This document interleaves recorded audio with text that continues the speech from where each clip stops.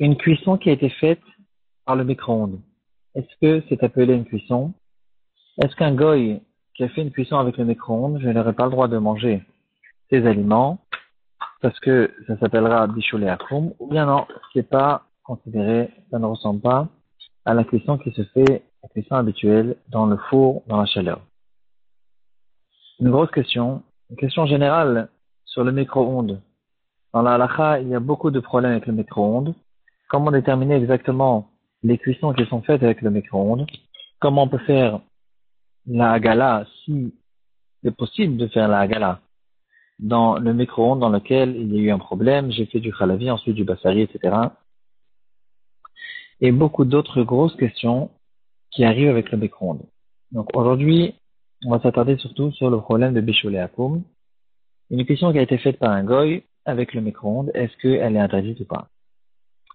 Dans notre Gemara, on voit encore une fois, on a déjà vu à plusieurs reprises, l'interdiction de bichoulé akoum. On a déjà vu le café il y a quelques semaines.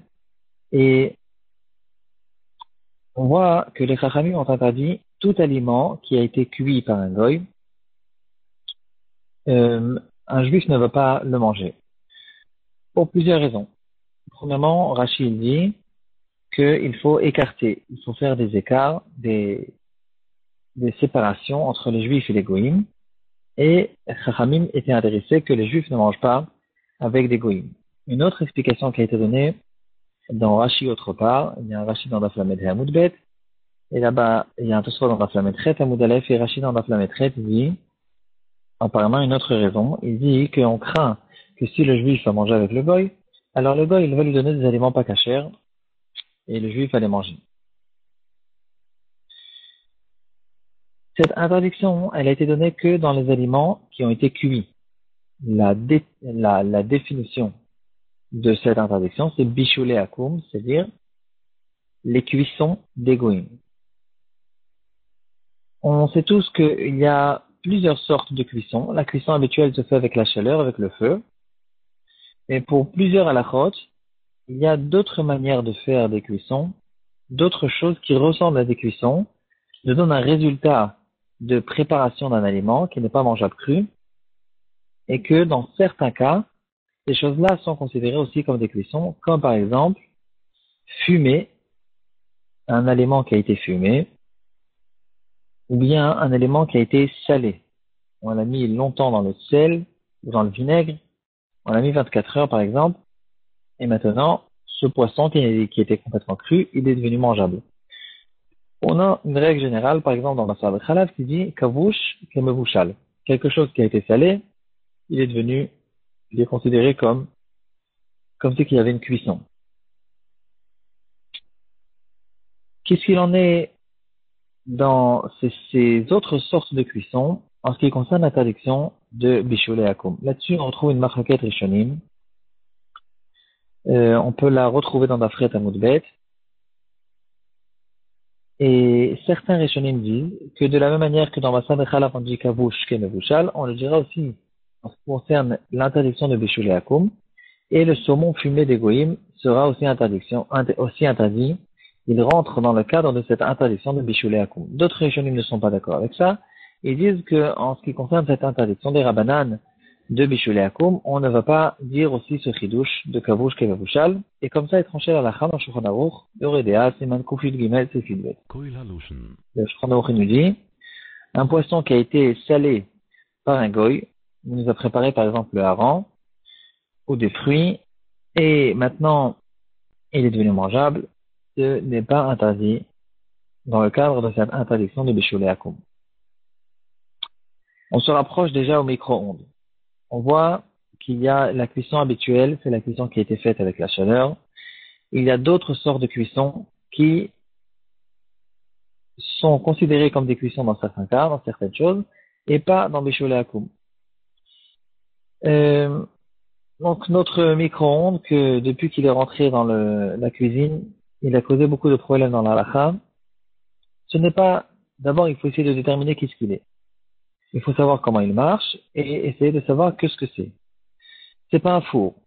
Parce qu'un four, c'est un endroit où il y a du feu à l'intérieur, ou bien sûr de la chaleur, comme le four aujourd'hui électrique.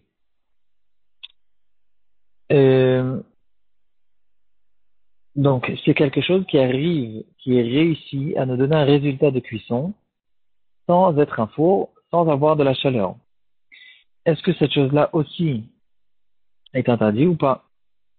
Alors, on a vu que toutes sortes d'autres choses qui nous donnent certains résultats de cuisson, euh, c'est vrai qu'ils sont considérés comme des cuissons dans certaines choses, mais pas dans Bishul Hakum, d'après la halakha. Ça rentre dans cette marloquette rishonim, mais apparemment, la ressemblance, elle est facile à faire. Et en ce qui concerne le microgal, le micro-ondes, alors, on devrait permettre aussi le micro-ondes dans Bishul Hakum.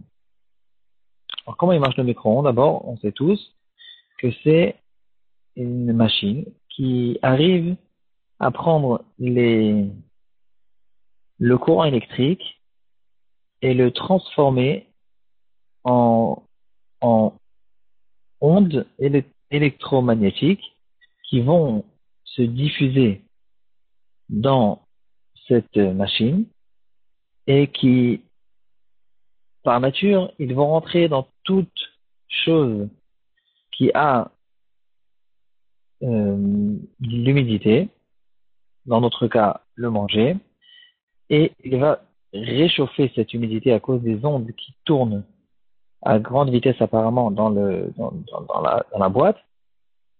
Et maintenant, à cause de cette grande chaleur, l'aliment il va se réchauffer jusqu'à qu'il a même la possibilité de cuire.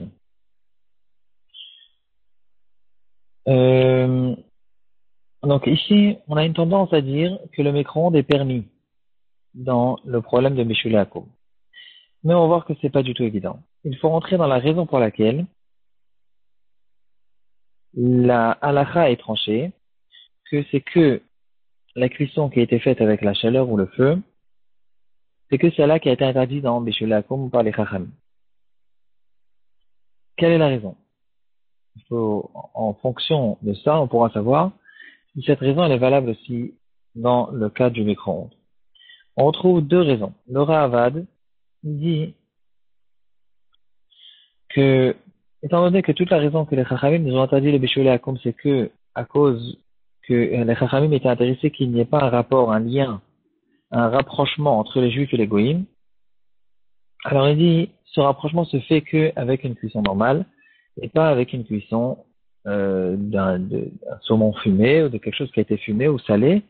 Ces choses-là, c'est vrai qu'ils nous donnent un certain résultat, mais ça, puisque la raison elle est une histoire de rapprochement, ce rapprochement ne se fait pas par d'autres sortes de cuisson. Une autre réponse qui nous a été donnée par les Rishonim, c'est la réponse une autre raison, pardon, qui nous a été donnée par les Rishonim. Pourquoi les Chachamim ont permis les autres sortes de cuisson dans Bishul Hakum?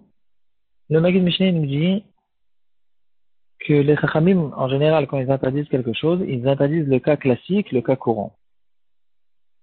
Ils n'interdisent pas les Chachamim les choses spéciales, les choses qui ne sont pas courantes. Et quand on parle de cuisson en général sur le feu. Les autres cuissons ne sont pas considérées comme des choses courantes, et donc c'est quelque chose qui n'a pas été interdit par les Chachamim. Maintenant, en revenant au micro-ondes, on va voir que c'est pas évident du tout. La cuisson au micro-ondes, elle nous donne un résultat de très bonne cuisson. J'ai peut-être pas suffisamment bien expliqué. La première raison qui nous a été donnée, pourquoi un aliment qui a été que salé, il ne fait pas de rapprochement entre deux personnes qui vont le manger ensemble, c'est parce que le résultat, il n'est pas autant bien, il n'est pas, on n'accède pas au même résultat entre une cuisson qui a été faite par la chaleur et une cuisson qui a été faite par le sel. Le résultat, il est moins bien, et donc, c'est pas un aliment qui a une importance et qui va ramener un rapprochement entre ces deux personnes. Donc, si c'est comme ça, dans le micro-ondes, on n'a pas la première raison. Le résultat, il est excellent, il est très bien. L'aliment, il est considéré, il est pas considéré, il est pour de vrai cuit à 100%. Et donc, on n'a plus cette première raison et on devrait, en ce qui concerne le micro-ondes, Revenir à l'interdiction et dire que les Chachamim ont interdit, devraient interdire, une cuisson qui a été faite par le micro-ondes parce qu'elle ramène un rapprochement entre ces deux personnes étant donné que le résultat, il est à 100% un bon résultat. En ce qui concerne la deuxième raison, voilà, ça se discute un petit peu. Est-ce que la cuisson qui se fait au micro-ondes, c'est quelque chose qui est courant? Alors, d'un côté, de cuire au micro-ondes, c'est quelque chose qui n'est pas courant. L'utilisation du micro-ondes, il est très courant, mais pas pour cuire. Surtout, on l'utilise pour dégeler ou pour réchauffer. Et là, on pourrait se poser la question, est-ce que euh, l'utilisation du micro-ondes, qui est considéré comme quelque chose de courant, mais pas pour cuire, est-ce que ça rentre dans le cadre de cette règle générale qui dit que les Chachamim ont interdit que les choses courantes? D'un côté, l'utilisation est courante, d'un autre côté, la cuisson n'est pas courante. En tout cas, les Grottes Moshe, il est marmire là-dessus. Il dit que même d'après cette raison, on devrait interdire. Et effectivement, comme ça tranche la halakha dans les Grottes Moshe, et aussi Rav Eliashiv disent, et le Shevat Halevi aussi de Rav Wosner, les trois poskim de notre génération, les plus grands des poskim, interdisent la cuisson qui a été faite par un goy à travers le micro-ondes. Il y a encore d'autres possibilités. Il y a beaucoup de problèmes qui peuvent se causer dans toutes sortes d'usines, toutes sortes de choses industrielles. Aujourd'hui, par exemple, il y a des mashgichei kashrut qui ont la possibilité d'allumer des fours par le téléphone.